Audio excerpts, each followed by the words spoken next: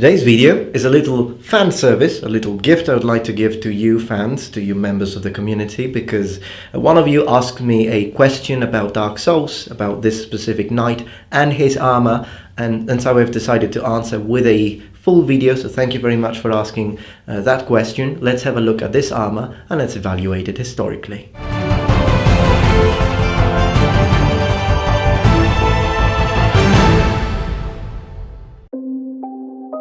Okay, so here we are back with some Dark Souls, fantastic video game. So today we're going to talk about Knight Artorias armor. And to be honest, Dark Souls has got some pretty and good looking armor sets, and the reason why I really like them is because some armor sets, not all armor sets of course, but some armor sets look pretty believable, differently from other games with a fantasy lore, which also tend to have exaggerated armor. But and that is present in Dark Souls as well, but there is also armor that is believable. In fact, for example, the armor of the protagonist of the game when you play as a knight, which is the class I favor myself since the very first Dark Souls, to be honest, looks good, and particularly in the third and second iteration of the game, it looks like a Maximilian armor set. It's very gothic, and you've got that fluting. I think the fluting is in Dark Souls 1, and I'm not sure if there is, and I think there is fluting in the third one as well. Anyways, it looks like a Maximilian set. It looks 16th century armor, and it's pretty believable, well proportioned. It looks really good. In fact, Dark Souls is one of those games that when I start with a knight, I don't actually want to get better armor. I don't want to improve my armor. I don't want to get other sets because it already looks good. But today we're going to focus on one of the bosses. As a matter of fact, let's say a little bit about him. Here it says that Knight Artorias, also known as an Artorias, the Abyss Walker, is a boss in Dark Souls. Now, having a look at the armor, well, first off, I'd like to say it is a shame that he's only a boss, because I would love to play as him. I think he would be a really badass character to use, and if I were one of the developers of the game, I would give it as a little Easter egg or something like an award you can achieve if you complete the game. Perhaps you can replay as him, or maybe one of the bosses.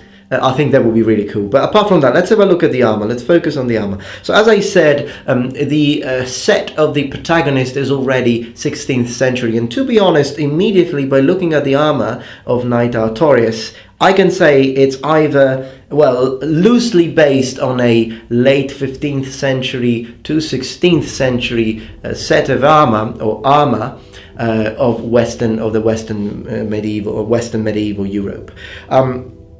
Why do I say loosely based? Because it's really original and it's really, really fantasy. By that I mean that it doesn't really look like any set that existed, which is fine. I mean, it's a fantasy game after all. It's a different world, it's a different setting, and so it's obvious that, you know, if there was so much variation in Europe itself within our world, never mind if we take into consideration other worlds.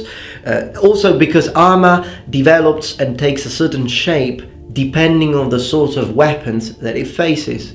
So a knight with such an armor, it could be interesting. Perhaps if we were to study it thoroughly, we could sort of kind of imagine the sort of weapons that these knights had to face. And so right out of the blue, right off the bat, I can say that again, it's full plate, so definitely late 15th century to 16th century. And the reason why I sort of glance a little bit and go into the 16th century is because it depends on the picture I look at. Sometimes it looks as if he has got elbow pieces, and therefore the inside of the articulation here will be only protected either by mail or not protected. You can't really see because it's a little dark, as it's, Dark Souls, of course, it's a little bit of a bleak environment. But other times when I look at the armor, it looks as if it's completely solid plate, or like with a lot of lanes for articulation, but it seems like it's covering also the inside, which is again 16th century technique. It's something that it did not achieve in and even later, even 17th century is something that they did not achieve in the late 15th century. But again, that's not something you can see in some pictures. It seems like it's 15th century, in others, I would say a mix. The helmet is interesting. The pauldrons are rather big, and as you know, as I said many times on my videos, when you see big pauldrons, most of the times it's Italian, Northern Italian style. So perhaps there is a little bit of a Northern Italian touch to it. But the helmet it's interesting because again that sort of reveals that the creator, the designers, had a look at some Italian sets, I think, because the only knights who did not completely cover their face in plate during the late 15th century were some Italian knights because of the development of the barbuta or barbute. That is a helmet, as I mentioned in my video, The Evolution of Knight Armour, if you're interested, link in the description below. That is a sort of helmet that is, it's a late 15th century helmet, but it's designed to be similar or to sort of remind you of the Corinthian helmet of ancient Greece. So it's one of those situations where you lose protection for the face that you would be given that you would gain if you were to wear another of the contemporary sort of helmets that were available at the time, such as the armet, the closed helm, even the sallet, etc. But again, it would give you vision and you would have better breathing. So it is something that some knights used, and if you look at his helmet, it does have that sort of opening. Not exactly like a barbuta, but I think that it would be the closest thing if we consider. In fact, the helmet looks like a mixture, to me at least, between an armet, an Italian armet, close fitting and everything, and a barbuta. So interesting design, definitely. Now he has got mail underneath, and we can't really understand if it's a mail skirt with some voiders or if it's a full shirt, although it's rather long. That's the only thing. Like, if it was historical, it should be shorter. If it should reach mid-thigh.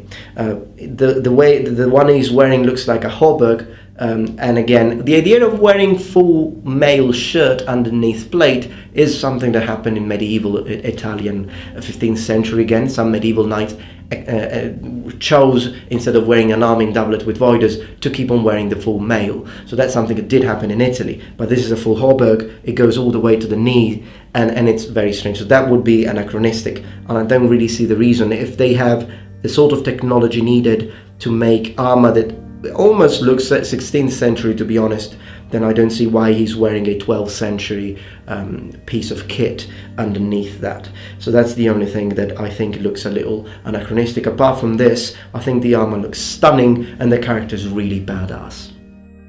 Well, I hope that you enjoyed this video. It's a little short today because it's one of those days that I teach a lot of lessons, but I thought it was interesting and I really liked the question that I was asked, and I really like this game, so that's why I decided to share this. I also made a video recently where I play Dark Souls, and apart from the fact that yes, this is not a gaming channel, but I had a lot of fun and occasionally I do that, and some of you enjoyed it. If you haven't watched it, I strongly suggest you to do so. Again, link in the description below, because the way I insult the undead, I came up with, well, they're not all original to me. I actually did a little bit of research, but the sort of insults I use there are hilarious. You should definitely watch it. It's a good laugh.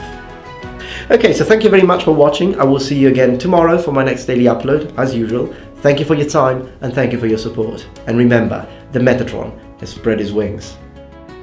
Goodbye.